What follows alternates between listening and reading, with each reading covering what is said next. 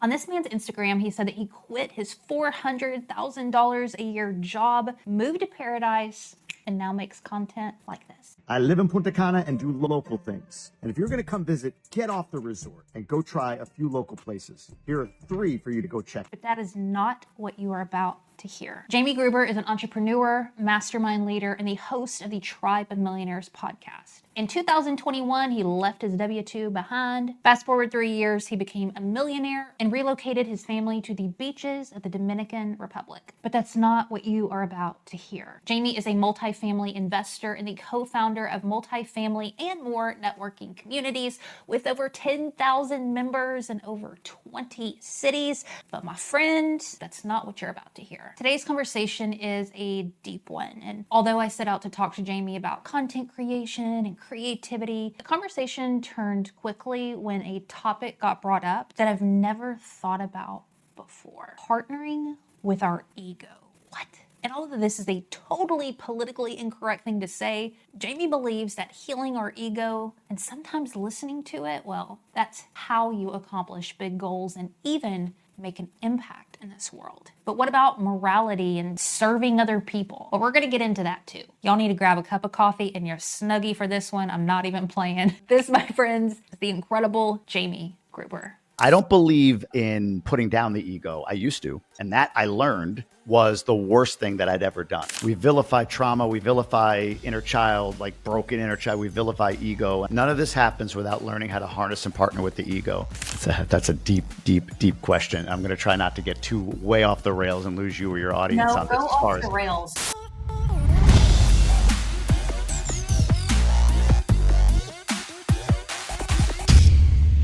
Friends, before we get into this conversation with Jamie, my audio was whack in this. I have no idea what happened, and we did our very best to restore it, but it is what it is. So please don't let it distract you. I warned you. I start this conversation off with Jamie, asking him, Jamie, listen, looking at your Instagram, seeing all of your successes, your content's popping, what do people not see or understand about you when looking at your profile? I would say, if you're looking at my Instagram profile specifically, yep, you would assume that I am independently wealthy, living on a beach, one of these guys who just, is out there bragging about this big life, and his days are filled with margaritas and Mai Tais. They're not? No, not at all. Not at all.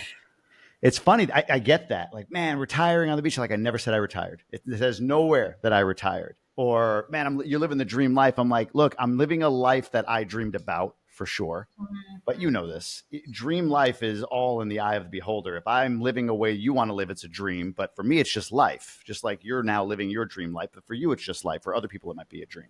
So I think there's an assumption that, I had this $400,000 a year job. He must have banked all this cash, sitting on millions of dollars because he made all this money.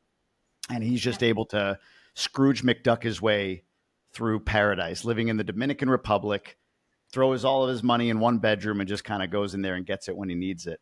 And that is the furthest thing from the truth. I'm in full grind mode. I'm in recreation mode for who I am and what I'm doing. That $400,000 a year job paid well, but it wasn't at all for 21 years at all what my soul wanted. So I'm in pursuit of my soul's work. And I don't think you get that by looking at the outward projection of what I talk about on that page. Oh, I love this. So what came up for me when you were talking is this idea of like intentional creation. It's easy looking at the fruit of something or looking at somebody's page and making all these assumptions, like all this stuff came easy. But there was a point where you made an intentional decision to create the life that you're living now. Not that it's all kicks and giggles, but, moving your family out of the country, quitting your job, living a certain lifestyle. And back to your point, it's not that was just an easy choice and everything fell into place. And I have a lot of resistance around hearing it because that means I'm accountable. And I have to own that the things that I'm seeing right now are in part my manifestation and my own creation, which I don't like that because sometimes I feel a little bit, I like blaming other people, Jamie.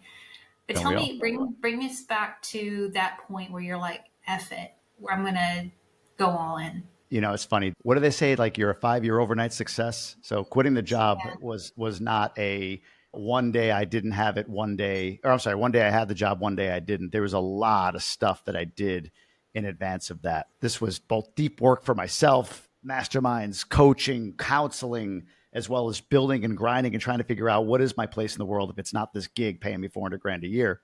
The moment was, it would have been February 1st-ish, 2021, somewhere around that day, January 31st, February 1st, on a drive from Michigan to Florida, specifically south of St. Augustine, Florida, on a Saturday. So whatever that day was back then, mid-afternoon, 3 hours from my destination, which was Hollywood, Florida. We were going down there in COVID for a month while I still had my job. Nobody had to be in an office. It's cold in Michigan, wanted to be somewhere warm. So my boss allowed me to go down to Florida for a month with my family.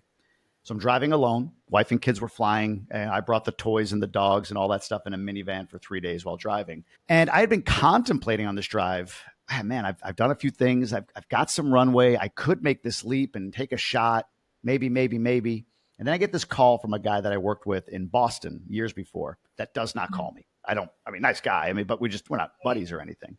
Yeah. And he told me about a coworker that was a few years older than me, also had 2 boys like I do, that went into the hospital the night before with some chest pain and never came out. And his name was Paul. He was a healthy guy, 48, 49 years old at the time. By all accounts, active, he lived up in the sticks of Vermont, like to get out and do things outdoors, chop wood, whatever, guy's guy. And it was his time. Left 2 boys behind, his wife suddenly. And man, in that moment, I'll tell you, I remember looking in the rearview mirror and just almost seeing him. Maybe not literally, but my memory of it was just this feeling of like, holy cow, that could be me. And it was in that moment that the longest journey took place, which I believe is from 99% sure to 100% sure. That 1% move is the biggest leap. It's easy to go from 0 to 99% sure of something. It's easy to kind of like build momentum. There's so much room. Oh yeah, I'm feeling this. Yeah, I can quit. Yep, this will be great. I can go do this thing. But then you get to that, but am I?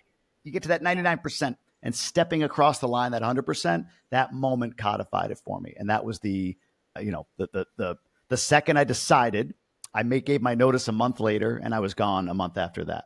Because you were feeling dissatisfaction before then. In fact, I think, tell me if I'm wrong on this, you thought it was dissatisfaction with your position, so you worked harder and got even more advanced up the corporate ladder, and that didn't bring you happiness. So it had been like kind of a dissatisfaction, uneasiness. I think what comes up for me when I heard that part of your story was sometimes we feel guilt about being dissatisfied when things are good, right? $400,000, quite a bit of money. You have, you've worked your ass off for this. At this point, you have a family. And it's so interesting to me how in our Western culture, it's pushed on us so much to achieve, and how many people are actually miserable at that point. But then there's a guilt there where it's like, but come on, man, like I should be grateful. This is everything that I've worked so hard for. And did you feel guilt at all? Is that the reason that you held on? I think I hid behind gratitude. And I think that could be a dangerous thing that many of us do. Guilt, maybe, but I definitely hid behind gratitude. To your point, what do you mean? Making a great living. My family, my wife doesn't have to work, my kids, whatever they want. I've got equity in this company, big equity, like hundreds of thousands of unvested equity that one day I'll get. So how can you not be grateful for that? How ungrateful are you when there's people dying in X country, or there's war in Y country, or there's kids or people in the street that are living homeless right now? Like, how dare you? How dare you? So I think for me, it was for a long time, it was like, you know what? I need to be grateful. And we all do that. And we do need to be grateful. But there's a line I think you can cross from being truly grateful for what you have, but not being guilty or feeling guilty, to your point, for wanting more, and then allowing gratitude to sort of hold you in place. I think I've learned this, actually. I learned this from a really interesting guy. I think it's a dangerous tipping point where you can use gratitude to hold yourself in place, because you shouldn't want more. Like, you should just be grateful for what you have. And I did that for a long time. Well, I got a good thing. I'm making a good living. I'm able to take care of my family, good health benefits. I need to just be grateful. And I stood there for years. What's the more though? What do you think you were looking for? It's funny because I didn't know. I really didn't know. And I think that's part of the process that you learn, especially if you're a corporate person, W-2 person. If you are, you likely went through all of your schooling, 13 years of kindergarten through 12th grade, 4 years of college, maybe more. So 17, 18, 19 years of school is the first chunk of your life. Then you would get a career like I did. And I was in it for 21 years, 17 years when I kind of had this epiphany, this might not be for me. And it took me 4 years to exit, but in total, it was 21 years. But at that 17-year mark, it was like, all right, well, what else would I do? What else can I do? It was hard for me to decide, like, well, what do I want? Like, I don't even know. What am I good at? What can I make money doing? All of that stuff. And I think I believe it's because most of us, because we've done 17 years or 18 years of school, we've done whatever, 10, 15, 20 years of a corporate career, that the next move, the decision of what we're going to do next, it needs to be the next 20 or the next 30 years. Like, we've got to be able to see this for the next 30 years. And what I've learned in my 3 years outside of the corporate environment as a self-employed entrepreneur, and as you defined yourself, and I love this, I've started to do this myself, a creator, like every year or 6 months or sometimes every month, there's a pivot, there's a change, there's a need to adjust. And it at first feels like you're erratic or all over the place, and others will judge you for that. So I think it's important who you surround yourself with. Great. But I think that's like true freedom. And that's probably more what we are naturally, like adaptable. It doesn't mean you just like, I started this business, I'm going to shut it down and start. That's not what I mean. But I started with the idea that, well, all right, what do I enjoy and what's practical? Real estate. So I go into real estate and I'm buying real estate, and that seems like the thing. And then I don't like real estate. I love what it does. I don't like doing it. So then it was like, well, but I like networking in real estate. So I started doing things around the networking space in real estate. And then that evolved to more broad discussions, broad branding, and all of that stuff. So it's a constant evolution. I didn't know what I wanted to do, but if I'm looking back now with the benefit of hindsight, I wanted to always be like an NFL broadcaster as a kid, 16, 17 years old. I love talking. I love communicating. I love telling stories. I love influencing and inspiring people with what I see and sharing that, or what I've seen and sharing that. So NFL broadcasting felt like the thing. I like football, but that wasn't the medium. And as we advanced as a society, we've got this podcasting, YouTube, influencer thing that you can do now. So I learned through a lot of iterations that I've got a song in me. It's kind of that quote from Thoreau. You heard that quote? Yeah. Don't doubt the song in you. Massive men lead lives of quiet desperation and go to their grave with their song still in them. My song, right? Truthfully, my song is to inspire and motivate other people to be the best versions that they can be of themselves. But I've learned that my purpose truly is simply to be seen. That's it. I was born to be seen. That's a hard purpose to accept because there's a lot of egotism, or it sounds like a lot of egotism in there. Tell me more. I went through this. Go ahead. What does that mean, to be seen? That is so interesting. So I've gone through a lot of work on this where if you were to ask me 2 years ago, I would have said, oh, my purpose in life is what I just said my mission is, which is to inspire and motivate others to live their best life. That's a mission. That mission can pivot. That's what my opinion is. But true purpose, like why you are, why you were made, why you're on this earth, I think is a layer deeper than what most of us are willing to admit. I do these solo weekends, 2-3 days on my own with intention, just getting off the grid, putting the phone down and like meditating and journaling and just working through and almost detoxing my brain for 3 days, no kids, no wife, nothing. So on a solo weekend, I go through this exercise. And by the end of it, I came out of this like deep meditation. I started writing things down and it was like, holy cow. I do want to inspire and motivate others to live their best life. But that mission comes from the fact that I think I was just born and put on this earth to be seen. There are people that aren't meant to be visible, to be seen. They're better, like I'm the guy or gal behind the scenes. I'm the person you never hear of that makes it all work. And man, that's a great purpose. Part of me wishes I had it. But there's something about me, in me, that craves and desires and feels as though I'm in the best service to others to fulfill my mission simply by being seen. And again, I really battled with this. Like, is that all ego? Is that just, me trying to heal some childhood wound where I didn't feel seen? Maybe, I don't know. But that purpose feels very much aligned. If I am seen, then I am really good. I believe the gift I have, I've always say I'm not born with height, pigment, or good looks, but I was born with this ability to take a message and communicate it passionately in such a way that it touches somebody on the other side. So the only way to get that to more people and fulfill the mission of inspiring and motivating others to live their best life is to be seen. Okay, y'all, if you're not watching this on YouTube, my mouth is like dropped open. Jamie, I don't hear people say what you just said. That is so, it's freeing. And this is why going back to kind of the gratitude and hiding behind things, I know in my life I have kind of hidden behind this kind of servant mentality, this thing, which sounds good on the surface, but honestly, it comes from like deep conditioning, not necessarily always sincere, comes from guilt, sometimes feeling like, hey, everything needs to sound like it's for other people or whatever. And you giving yourself permission to say, I was put on this earth to be seen. I'm a communicator. I'm a storyteller. I'm a creative. I love being in front of people and communicating a message, and the freedom that recently you've stepped into to broaden what that could even look like is so cool. And we'll get to that in a minute, but dig into that a little bit more for me, I'd because love to. letting go of that ego, man, that's years and years and years of conditioning. And I don't know if you grew up religious or not, or whatever, but damn, that I want to be that free to say that, because I align with what you just said. I don't know if I'm there yet. I would change what you said in terms of the purpose of, to serve the purpose of what you just talked about. I do want to go a layer deeper, because I think ego is the through line here. When you hear somebody say, hey, my whole purpose in life is for other people to see me, like I said before, it comes across as egotistical. I don't believe in putting down the ego. I used to. And that I learned, and I'll explain how, was the worst thing that I'd ever done. What I've learned to do is partner with the ego, satisfy the ego. Let me put it this way. Let's just say there's a goal that I have, or that I give you, and I say it's a big goal. It's a hard one. And I put it across the room, and I say to you, Heather, you go get it, or send your ego to go after it. Who's going to get there first? The ego. Your ego is going to get there first. This idea, the Stoics and everything else of like, ego is the enemy, your ego is not your amigo, all of that.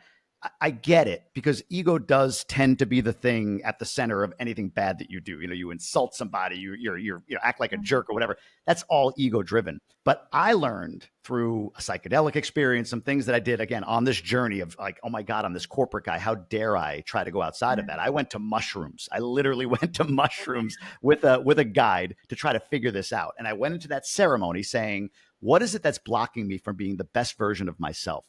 And the psychedelic experience was a very dark one. So there was this sort of almost evil presence, demonic, devil-like presence that came after me in this deep psychedelic experience. And then I worked with an integrator, a psychologist after, who explained to me and talked to me through it. She's like, I think this is your ego. How do you feel about it? I'm like, oh, ego's bad. She's like, yeah, your ego essentially came and said, hey, you want to know how to be the best version of you? Stop kicking me to the corner.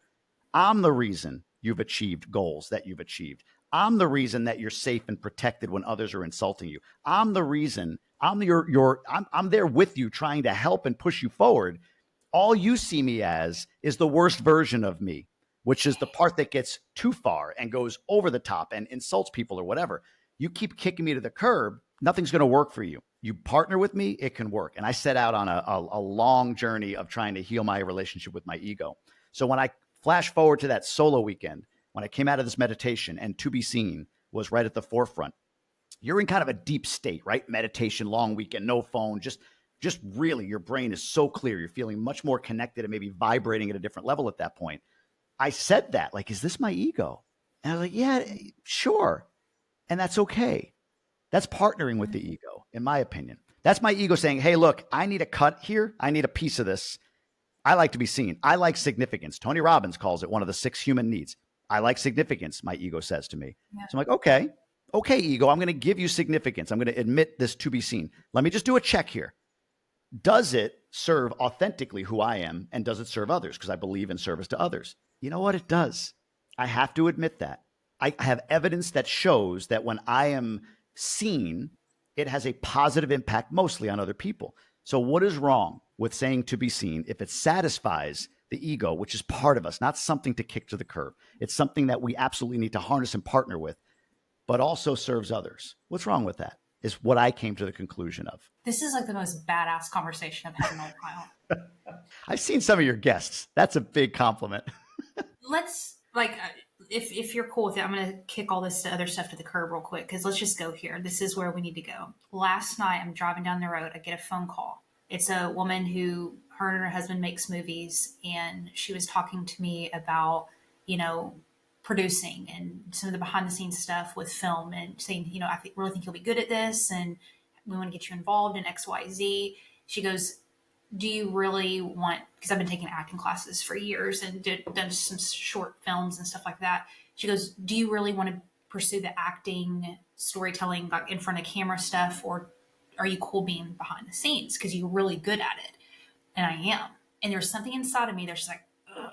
Like, I love being on camera and I love communicating and I love storytelling. And when I hung up the phone with her and I started I had a 2-hour drive, I was just really wrestling with this, Jamie. It's so fun we're having this conversation, because I was like, Heather, what is wrong with your ego that you want to be in front of the camera so much? What I'm hearing you say is liberating, but I'm not sure I know how I partner with my ego. Is there a healthy way to partner with your ego and a non-healthy way? And how do you gauge that? That's a deep, deep, deep question. I'm going to try not to get too way off the rails and lose you or your audience No, on go this. off the rails. Go off the rails. I'm ready. So let me give you the ascension for me and then what I do now, because it wasn't something I learned in regular consciousness, if you will. I told you about the first psychedelic experience. 5 grams of mushrooms on a couch with a psychologist, crazy music, evil ego comes after me and tells me, this is why you're not the best version of yourself, is because you keep kicking me to the curb. I then went through these other sort of spiritual healings, if you will. One's called constellation healing. Constellation healing is you get in a room with strangers, 6, 7 strangers. It's sort of a very woo, very airy-fairy type of practice, but again, led by a psychologist. And essentially, everybody in that room comes looking to heal a relationship with something. Could be with your lineage, with your past trauma, with generational trauma. Could be with a current parent, husband, wife, whatever, but trying to heal some sort of relational trauma. You can also heal a relational trauma with what's called a meta position, AKA the ego. So I go into this room as like the corporate guy. I'm out of my job, but still, these are all kind of like hippie chicks sitting on bean bags, and then this guy walking in his polo shirt, right? So, and I'm like, all right, I had this psychedelic thing. And by the way, I've never smoked a joint, never done a drug to this day. The only drug I've done, I do that in air quotes, is psilocybin, mushrooms. That's it. So I went through that. I'm like, whoa, okay. That's a new level of consciousness I never understood before. And I got this ego problem and I'm trying to navigate it. All right, I'll come check out your constellation healing with these hippie chicks. So I sit on this beanbag. The leader kind of meditates us in or drops us into a meditation just to kind of get the room kind of feeling. She's like, listen, one of you will feel drawn. It's okay. You'll just feel it when you want to confront this, relative generational trauma, meta position. And I'm like, yeah, okay. And I swear to you, as I'm saying, yeah, okay, my hand just like goes up. I'm like, what's it doing? So I stand up and she's like, great. Who do you want to address? I'm like, my ego. And then she looks around the room. She says, who wants to represent his ego today? And a woman across the room says, yeah, I'm feeling it. Me, I feel this. I could be his ego. So she stands up and she kind of, almost in an acting class in a way, she kind of like feels into like almost maybe my energy. Again, very woo, very woo. Stay with me, people. I'm with you. Go. But she feels into my energy, and then she takes this physical posture of sort of like annoyed. And Heather, I shit you not. Pardon me. I looked at her and I'm like, holy F, that's my ego. Like, that's it. It's exactly what I would have envisioned it looking like in human form. So the guide comes over and starts walking me toward the ego slowly, asking questions. The ego's getting more defensive. And as she's navigating me through this constellation, I confront somebody who represents society, because judgment from society was always something that scares me. And eventually I get over to the side of the room where this person who's playing my ego is. And it wasn't like we hugged it out, but it was like, hey, I'm willing to trust that you're working on this, was sort of what my ego said to me. Actually, literally what my ego said to me, the human form of it. I'm willing to work with you on this. So flash forward as I work through this. And the way I work on that is just simply checking in with that question. Is this ego? And if it is it a bad thing? Ego, what do you need? How are you feeling about this, my ego? To my ego, like internal. I'm not saying this out loud. Yeah. I go through a second mushroom ceremony, kind of a cap on the other end of it, right before I move here to the Dominican Republic. I go through the ceremony scared because the last time it was dark and heavy.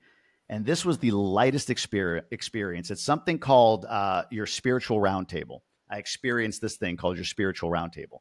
If you can imagine like my conscious self almost going inside to a table, and sitting at that table are all parts of me, consulting on questions that I'm pondering.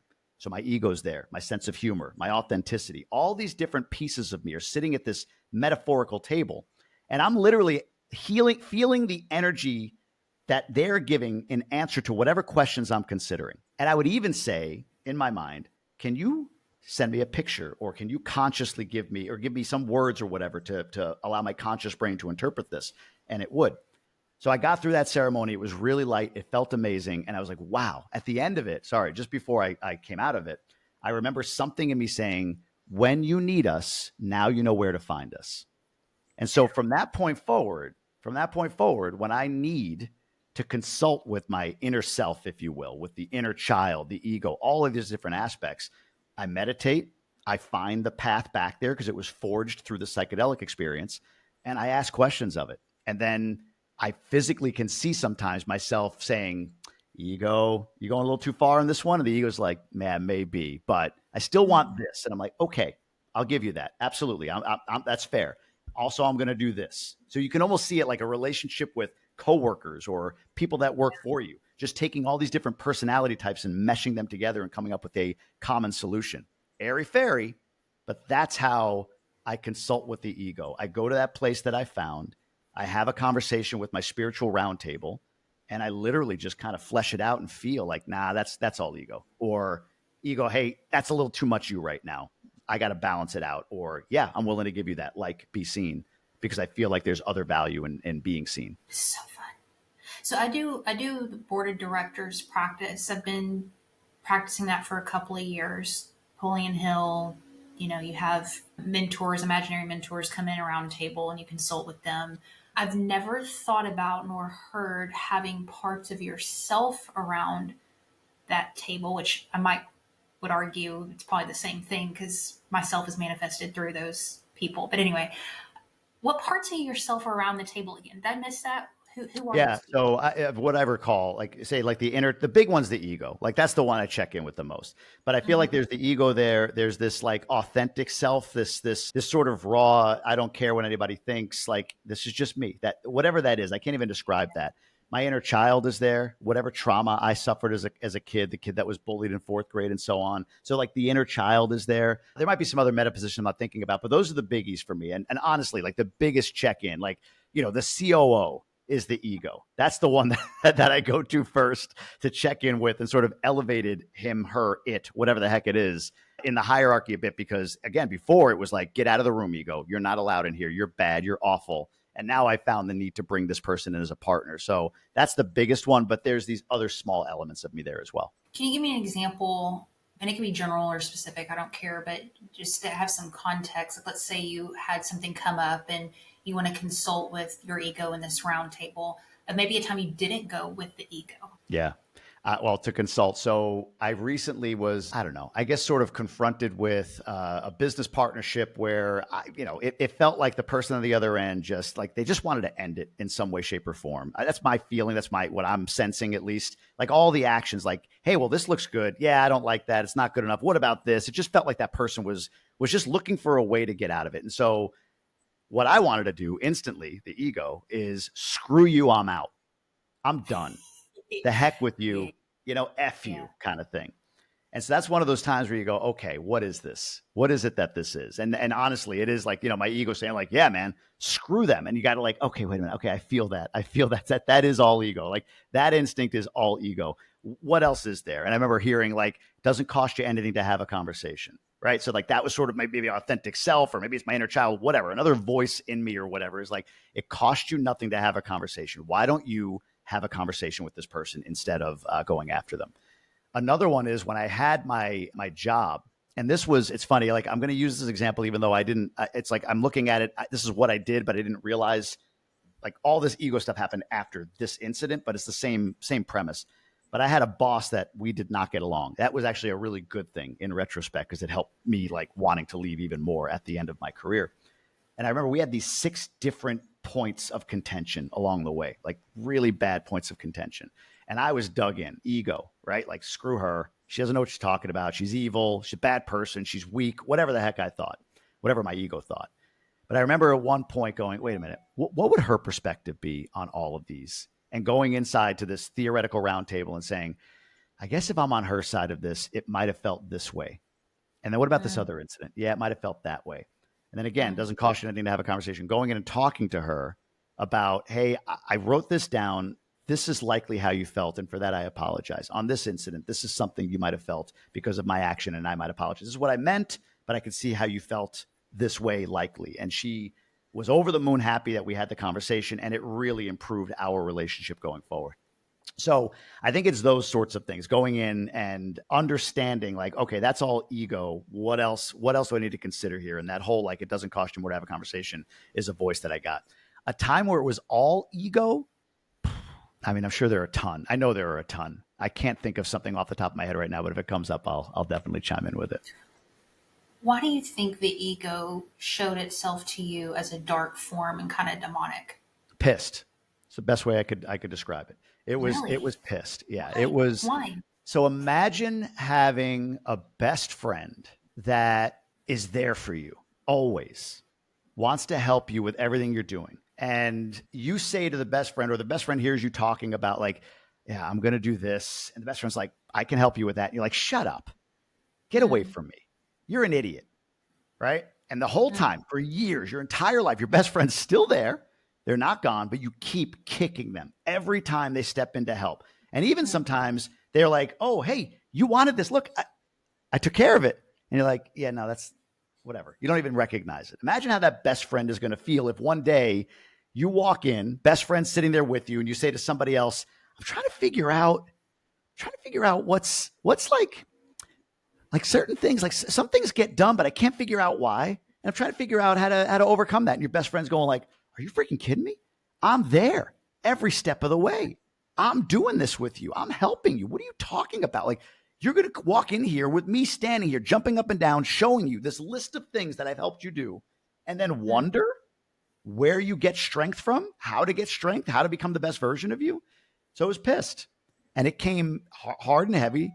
I even remember at a point, like being dragged down, like what I would describe as being pulled to hell, and seeing a light, like a peephole of light that was getting smaller and smaller. And I remember saying this to the psychologist in the room. I was like holding on to that light. Like, if you can imagine, like it's above ground, like holding on to the edge of the ground so that I didn't get fully dragged in, because I literally, my conscious thought was, this is where people go mad. This is that guy, like, you know, in a straitjacket, back and forth in a mental facility. Like, this is how that happens. She kept telling me, like, you need to go through what it wants to take you through to see to the other side. You got to let go. You have to let go of this hand grip I had on earth, if you will, as I was being dragged down to hell. I didn't allow myself to fully let go. I allowed myself to go pretty deep, and it healed a lot for me with me and my ego, or it was the beginning of healing. But it was pissed. It was absolutely upset that I'm ignoring all that it's done for me, and then had the audacity to say, yeah, I don't know. What's keeping me back from, you know, why can't I accomplish stuff sometimes? Like, well, because you're not listening to me. I keep showing you the way and you're not listening to me. So pissed. Damn. Morality and the ego, how do you gauge between that? Because sometimes you weren't ready for me, Jamie.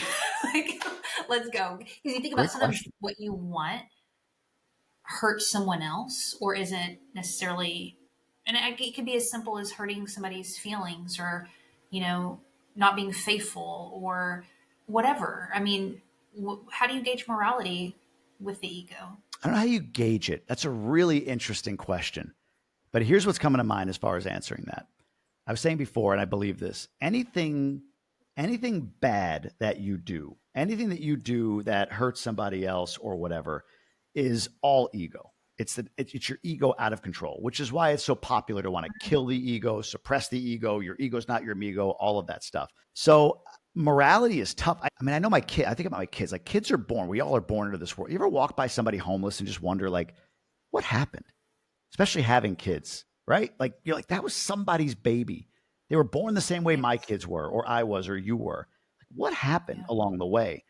And I think it's the same way the other way. Like, morality is sort of innate in us. And we learn guardrails, you know, societal norms and all of that stuff as we grow. I can't speak to the homeless side of that, but on the side of hurting others, the ego is built out of protection.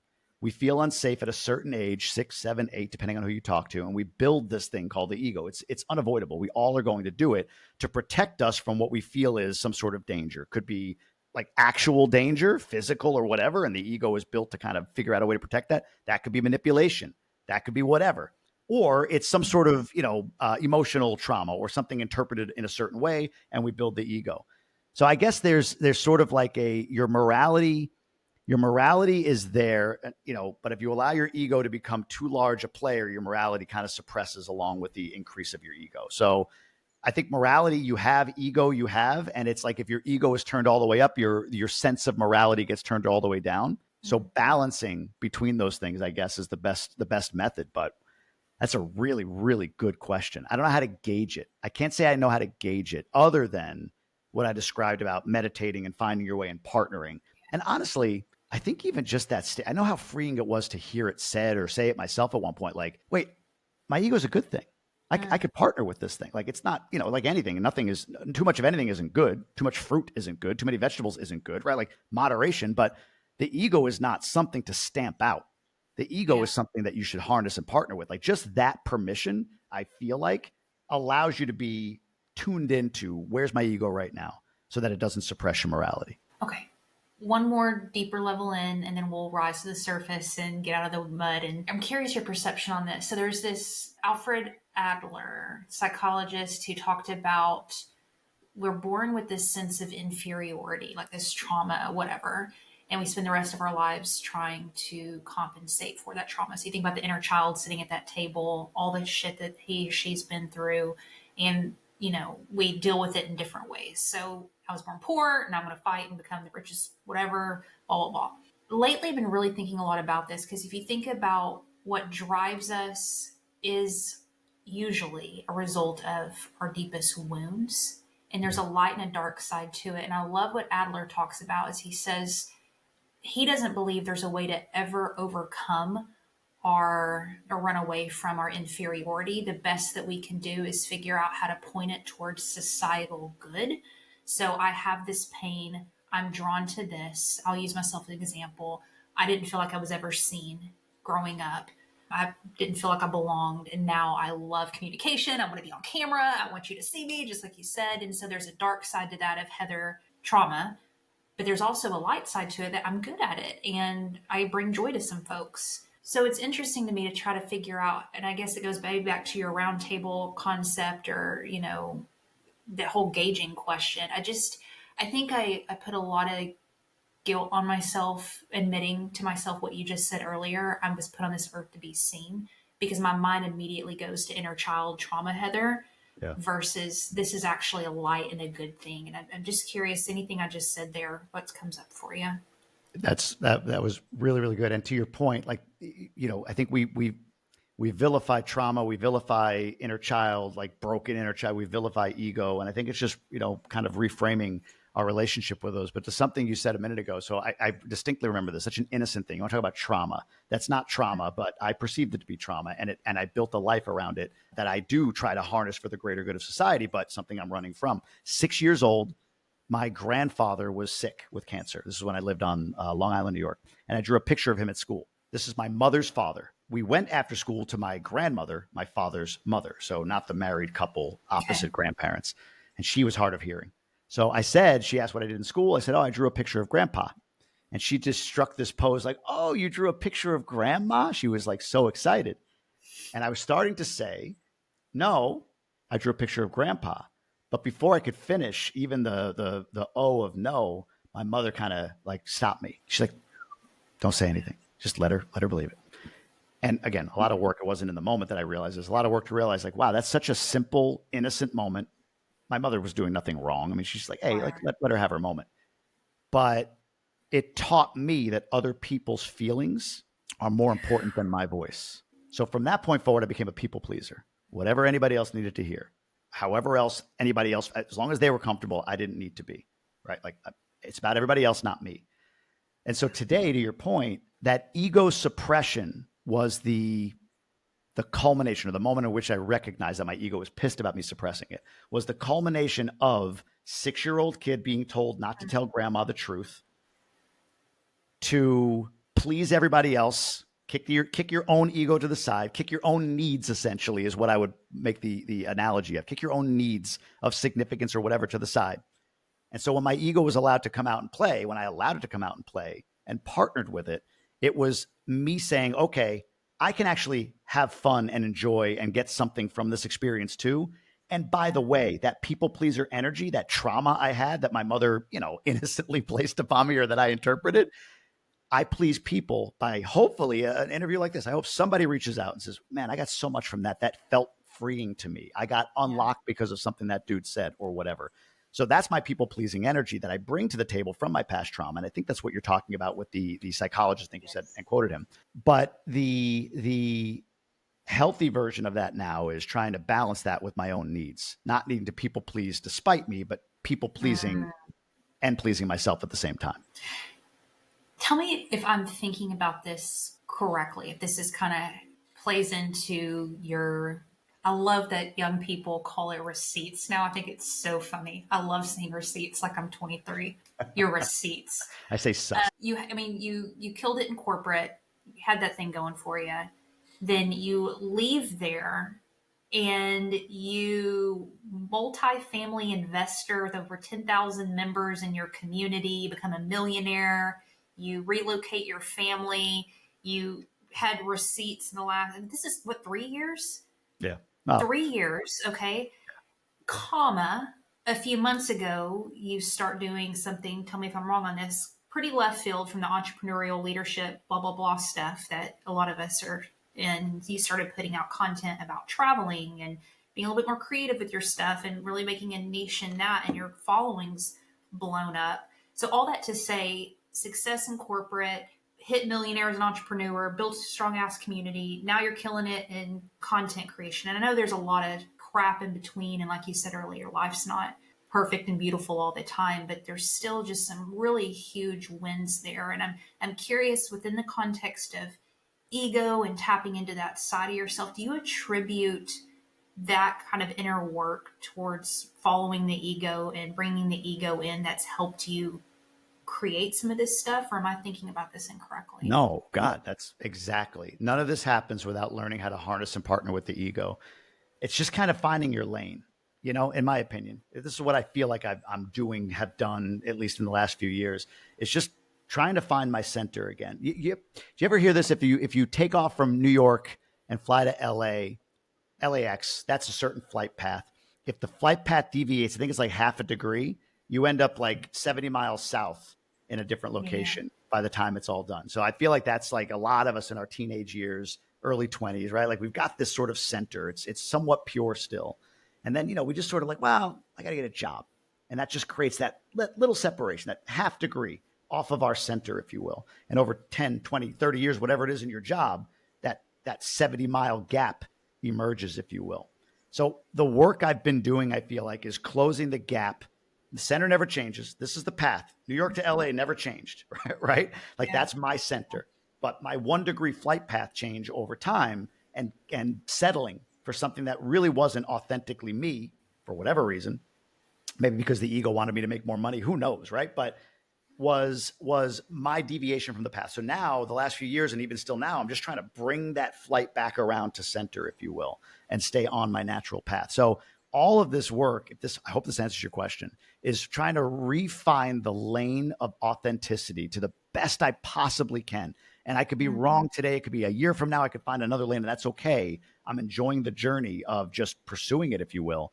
But the stuff you're seeing, the blow up of the brand, the building of communities, the ability to sustain a life in another country, all of that, I don't know how to relate them all in a word, but they all fit into this sort of feeling of authenticity that I have, this sense of who I truly am.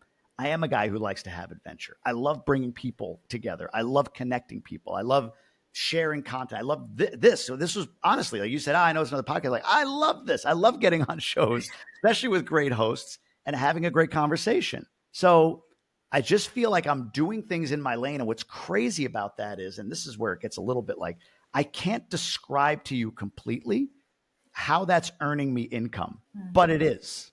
I have the receipts. I'm earning a really good income being me. And I don't know that I could fully describe exactly how, if that makes sense. You know, I could describe how in a practical sense, like, oh, well, here's where the income comes from: revenue, expenses, profit in my bank account. Like I can describe that, of course, but I can't describe to you why today I'll say, I got to film this YouTube video, which is going to pay me $8, with my monetization in YouTube. But how that is absolutely the highest dollar productive activity I know in my soul that I can do today. Ooh, oh, that I needed to hear that. I needed to hear that. Thank you for saying what you just said. Damn, I have my business. That's where all my income comes in. And I feel so drawn to make things. And I've just told somebody yesterday, I'm like, it doesn't make sense on paper to spend this amount of time doing this when I can spend that same amount of time and like compound what I make. But what you just said, that's going to come back around. There's something energetically there. And if I may just be like super honest with you, it makes sense in my logical Heather brain to see, all right, he goes from corporate to entrepreneur, and that was seamless, and he made great money and all that. Because to me, I'm thinking, okay, on paper, great communication, leadership, networking, there's a lot of transferable skills. The resume. Right? Sure. What's interesting to me about you is your, I don't know the word to it, commitment to go into the creative space and kind of reinvent yourself there. And we talked a few weeks ago about how you've been identifying more as a podcaster and a storyteller and a creative, and your content isn't about, I mean, you mention it, but it's not all about business and leadership and I made this much money and blah, blah, blah. You're like, how do you get an Uber around here? And the permission to let yourself be creative and reinvent again. I'm wondering what part of the ego, like you've had to tap into with that, because I would feel like there would be a lot of resistance as a successful man to kind of stay in that lane where you have receipts and to go into another one where maybe you don't. Yeah. That's interesting. I'm thinking of the ego and the role in that. And I think this is what I've learned. And I don't know where the ego plays in. You might hear it. You might hear where it does. Anytime anybody, but I'll speak for me, wants to do something different that sort of diverges from the norm, instantly, and I'm sure you go through this as well, you question yourself, you wonder, you doubt, you feel silly, whatever it might be. That's what happens when you're looking forward at something through the fog of emotion. It's all emotion. Emotion is what's creating that self-doubt that, oh, if I call myself this, I'm going to sound silly. Like, how will that look? But this doesn't make money. How do I explain it to somebody on paper? It doesn't make sense. That's all emotion. Mm-hmm. To your point about daring, if you will, to take the jump into the next thing and the next thing. When I look back at life in general, let's go corporate career because it's really linear and pragmatic. I took a job at one point in my company, which I was at for 21 years, where they said, hey, we got this department. We want somebody to take over. We don't know if it's going to be around in 6 months. Well, what if it's not? I said. They're like, well, then, good luck. Yeah. And I'm like, yeah, I'll take it. And I took it. We made something of it, and it actually got me promoted. I took another job where it was 45 weeks a year traveling when we just had our first kid. 45 weeks on a plane a year traveling. And again, there was like, wow, it'll be good experience for you. And I was like, okay, sure, I'll go do it. And it got me promoted. So looking forward into the unknown is all emotion. And what I'm learning and have learned is to look backward at evidence. So it's not the same thing. I can't speak to evidence of if I go from community builder to podcaster and or creator, like I know exactly what's going to happen because I have evidence of that. But I do have evidence of what happens when I feel like, even though it doesn't make sense, maybe, but it just feels right to take this next step, it's always worked out. Maybe it doesn't work out perfectly initially or perfectly overall, but it ends up working out way better than if I hadn't. Like things happen as a result of making those decisions to step into the unknown. So for me, the reason why I think you're asking this, I feel like the nerve or the ability to jump into the next thing and then say, you know what, I'm going to, like you said, hey, people want to hear about my life in the Dominican. Sure. Like, here we go. Like, I'll tell you everything, how to get an Uber, how much appliances are, whatever it might be. So it's just simply, well, I have evidence that when I follow my heart, when I follow what I believe is my authentic self, when something excites me and I kind of like go through or go with it, it pays off. So evidence instead of emotion is what I try to lean on. I have a friend who is an entrepreneur, super successful, and I think he's an underground creative. And I was talking to him the other day, and he was kind of teasing, but he said this, and I'm curious your perception on it as a creative and entrepreneur yourself.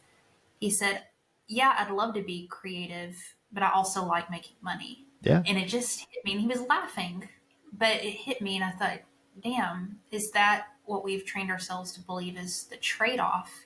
And I know there's some practicality here to be, you know, you have to be business minded and entrepreneurial as a creative, right? How do you view that now after you have this underneath your belt here and then you're kind of going into this space? Do you think that we need to build business success first before we can fully be free in the creative? Or is this just a narrative that's just complete BS? What do you My think, take, honestly? my take is it's a narrative. My take is it's a narrative. I believe that, and I've had, again, evidence in my life that if you're a creative and you've got that creative energy and you want to create something and put it out into the world and it serves people in some way, shape, or form, money, accolades, whatever it is you're pursuing. Some people it's like, yeah, I like to make money. Other people it's like, I like people to love me. Whatever that is, whatever that measure of success or measure of tangible outcome that you need, love, money, possessions, cars, whatever it might be, it comes. It does come. Or at least your ability to acquire those things comes. And what I mean is, like, you build a creative career, but decide not to monetize it. That's okay, but you could.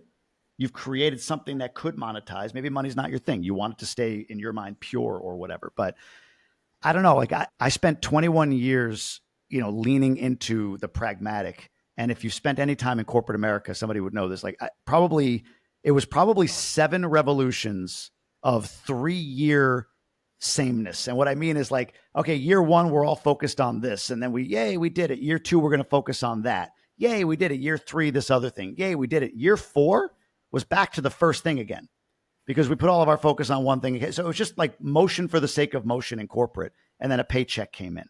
Like, that was soul sucking for me, right? Like, cool, I'm doing the same thing every 3rd year, and then money hits a bank account.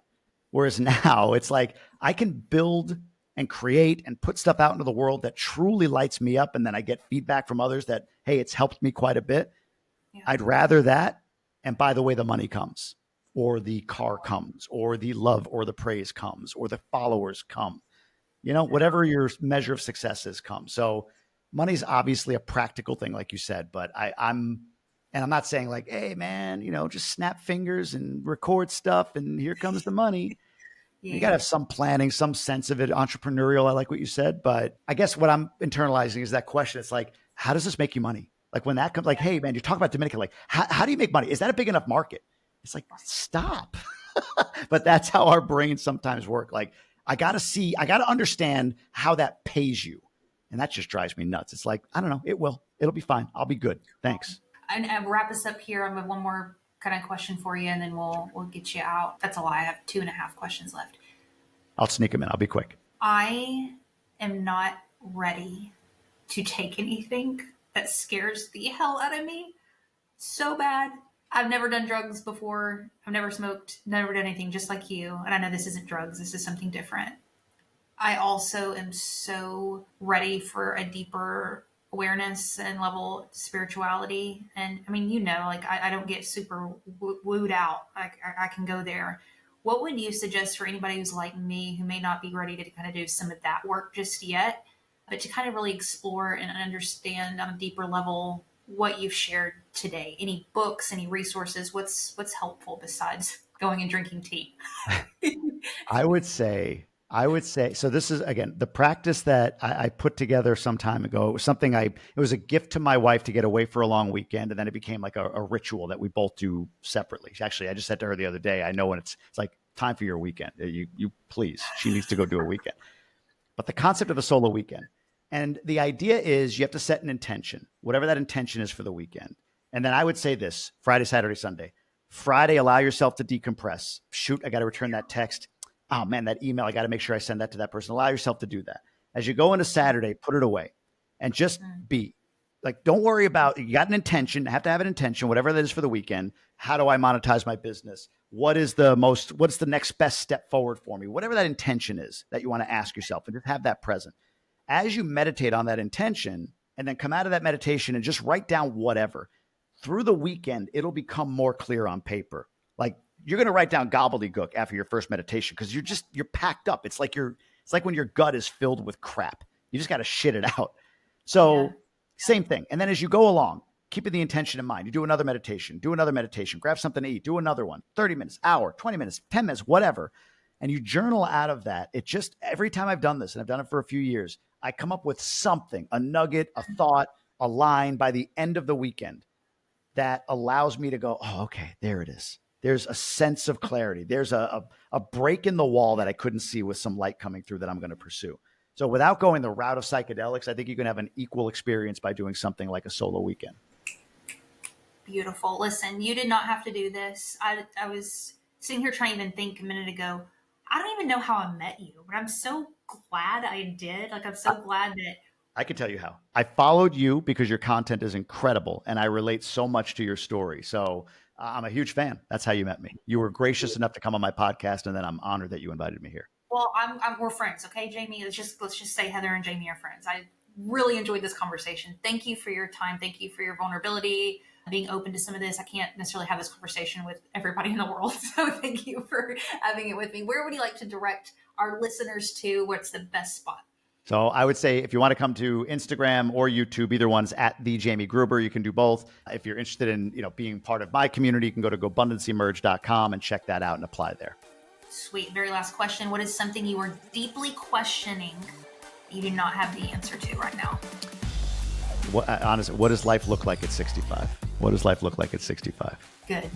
It looks real good. I hope so. There's your answer. Jamie, thanks for your time today. Thank you. Thank you.